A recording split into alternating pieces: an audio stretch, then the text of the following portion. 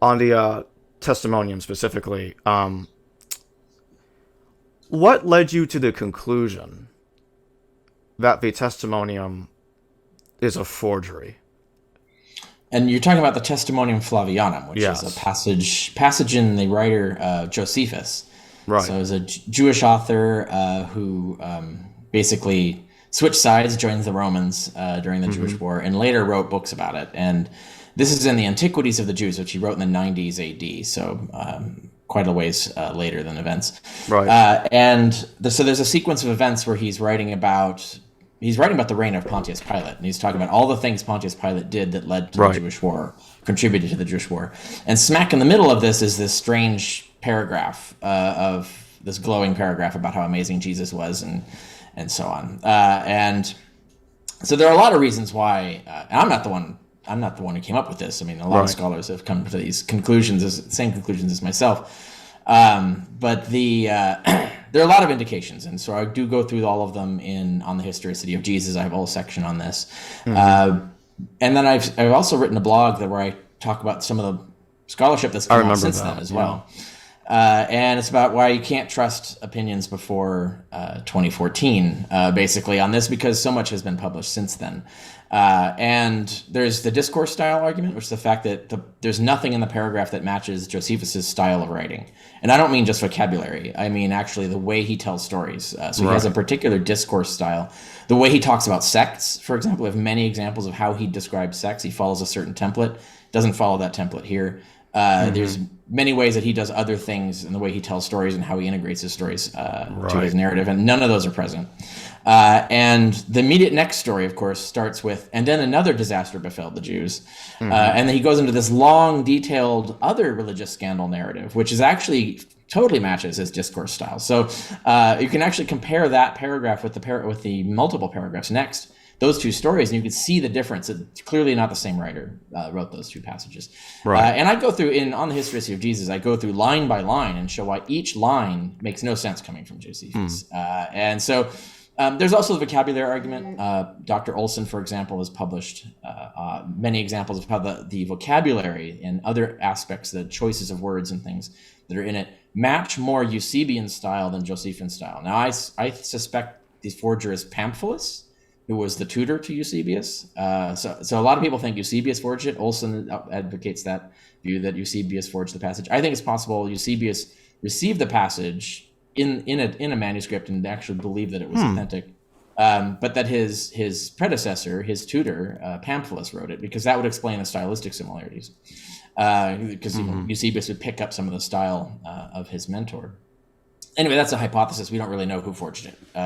So all we can do is show that it doesn't match Josephine style. It doesn't match Josephine discourse style or vocabulary style.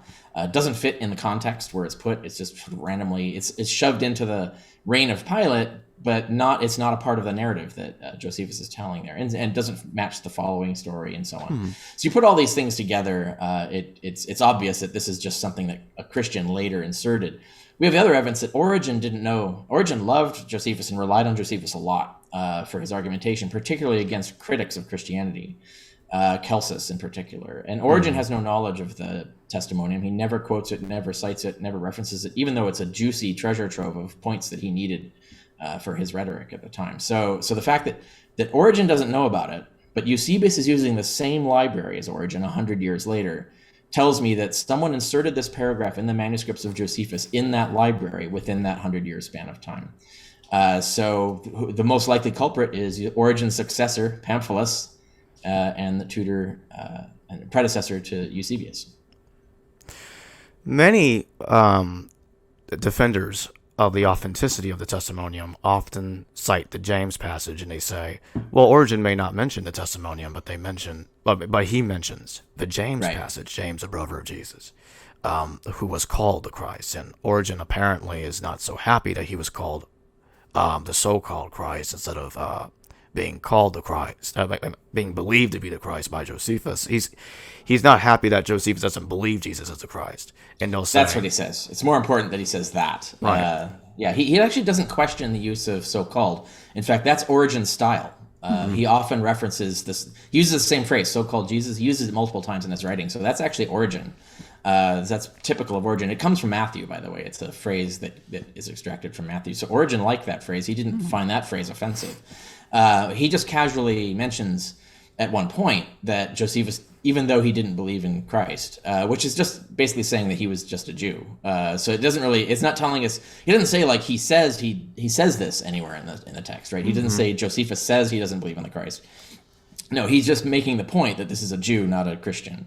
So that we can't use that to trace back. But if we look at the James passage, now for people who aren't aware, there's a later book of the Antiquities where there's a story told in a completely different context, where a certain James gets executed, and there's a line in there that says James, the brother of, or the let's see, this it's the brother of Jesus, the name for whom is James, is the guy who, and some other people get killed, executed. And then the Jewish elite reacts negatively to this. They think that this execution is an outrage, and they try to depose the killers of these people. And so the narrative doesn't, and by the way, this narrative does not fit any of the other narratives, the Christian narratives of the death of James, the same James. So there's disconnect here. And when you look at the way that Origen talks about this passage, he actually is referencing a different story told in Hegesippus. He's not telling the story that's in Josephus. So he's made a mistake. He's confused a story in Hegesippus as a story in Josephus.